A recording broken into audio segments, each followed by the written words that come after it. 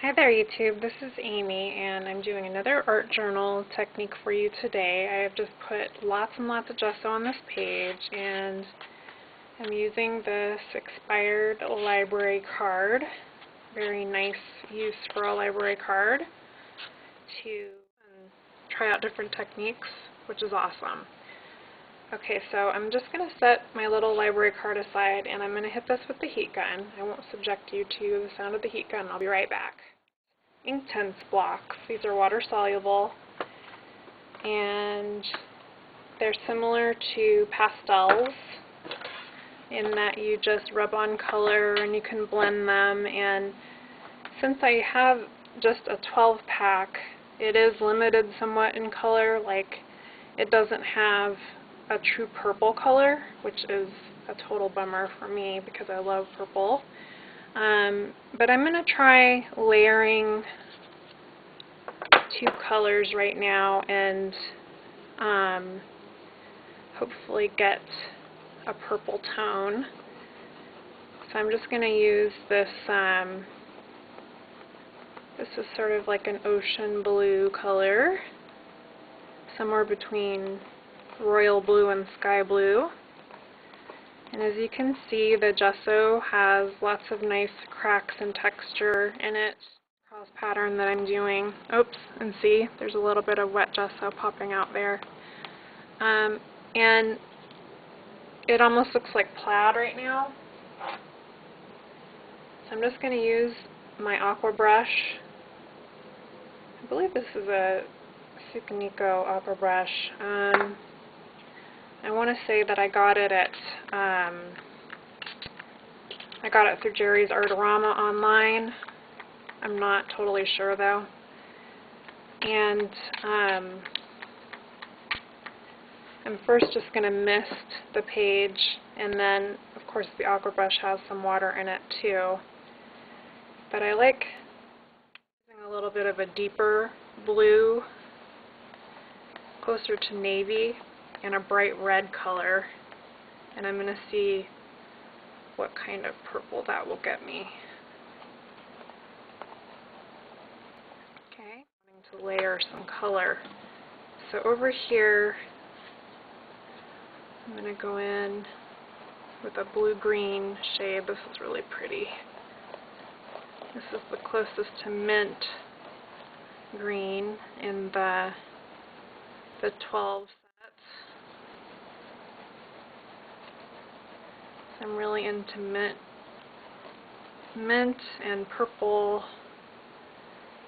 and sort of like tropical colors like fuchsia and okay, so over that blue-green, I think I'm going to come in with the navy color again and just lightly layer more color onto the page. I'm going to just avoid those areas where I can still see that there's some wet gesso coming up under the first layer. Go back in with that aqua brush. And I'm really not too worried about cleaning off the aqua brush between applications here.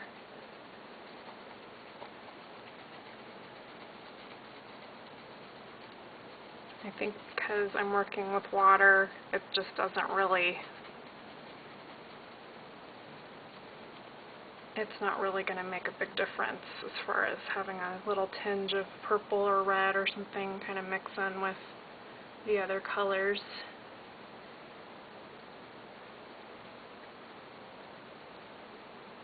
Okay, now I'm just going to wait for this to dry, pop it with the heat gun again, and be right back. Okay, so now we have a dried page, and I have some stencils laid out here.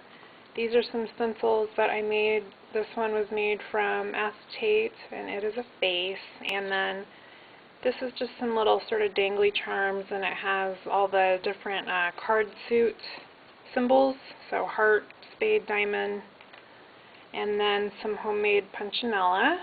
And so I'm going to experiment with the double stenciling process that I have seen some of the artists do, like Tim Holtz likes to do a lot of double stenciling, and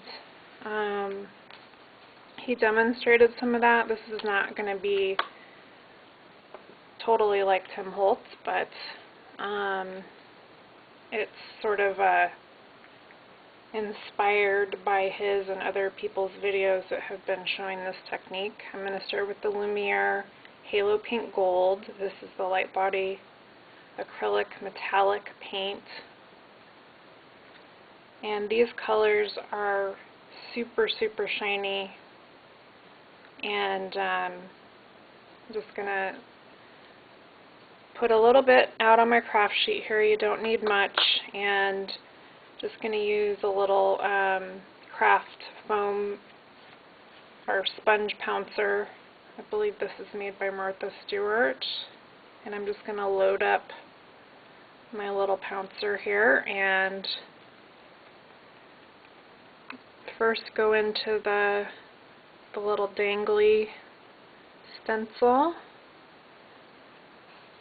And I actually was looking for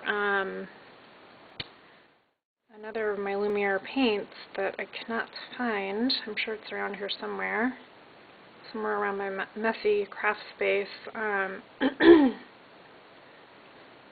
But I figured this one would do in a pinch because I've used this color quite a bit and I really like it, and it's a two-toned metallic.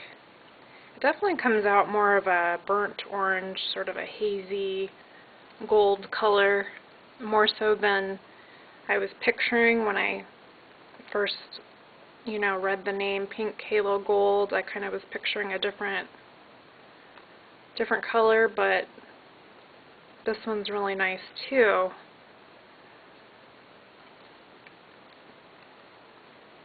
And it gives a nice contrast to the Derwent Inktense blocks, which by the way are very, very dry now because I waited a good hour for them to dry this time. So we wouldn't have a whole lot of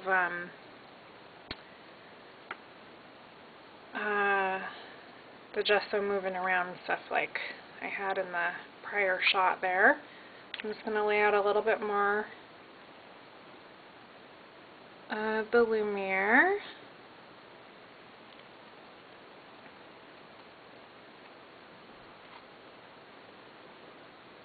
And if you wanted to, if you had access to an even narrower pouncer, that would work fine for this detail work too, because you do end up losing quite a bit of paint to the stencil itself. As you can see, some of it's getting on the page, but a lot of it is also getting onto the stencil, and so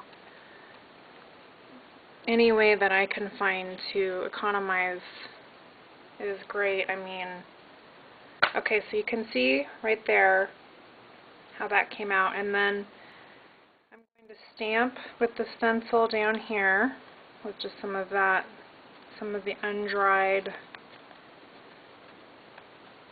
acrylic. And this is just something that I personally do.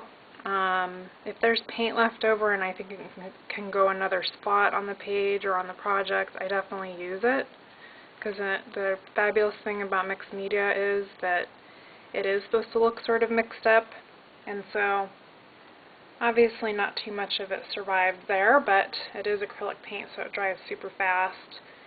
And now, while this is still wet over here,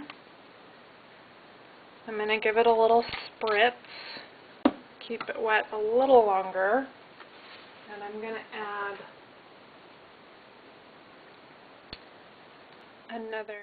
some different looking color throughout here. I'm just going to pick up different colors for different spots.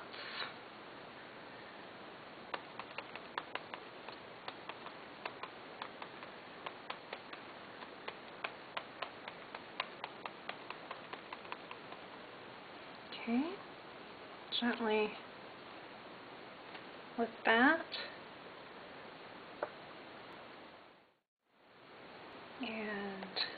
self-stamping.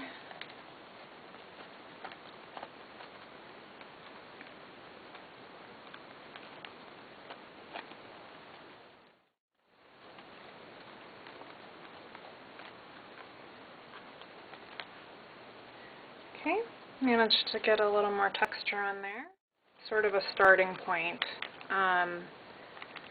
so that I can see very clearly the outline of where I'm going to want to apply more color. Okay, and I'm just doing the nose, eyebrows, and mouth. I don't want to do the eyes with the gold because I don't want anything to muddy up the eyes themselves.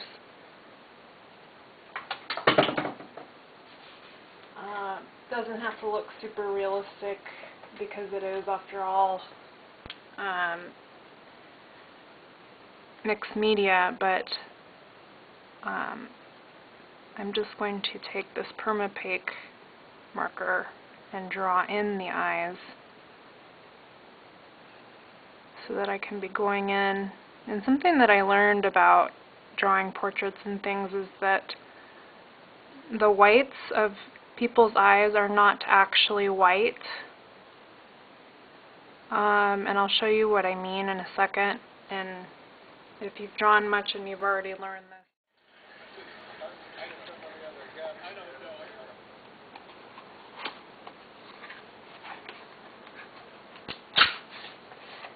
So now I'm going in with the oil pastels. This is Sennelier brand. These are all metallic. And they're all very subtle colors. So I'm going to use these to create a resist over here. And I'm just going to draw some random little shapes and things, and then I'll show you what happens when we spray mist over them. It's always fun to watch resists work.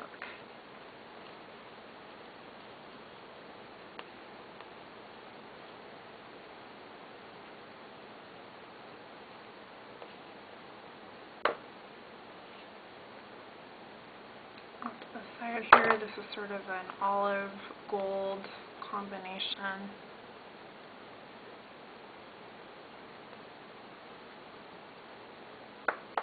And this coppery color will be pretty against the green.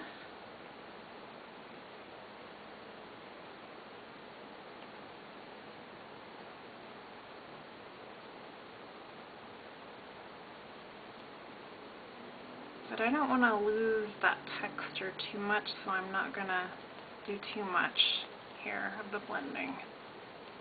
I like how it gave it kind of a distressed look.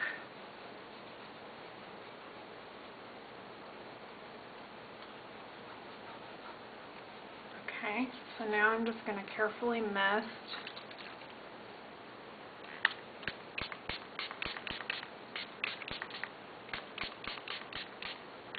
And you'll see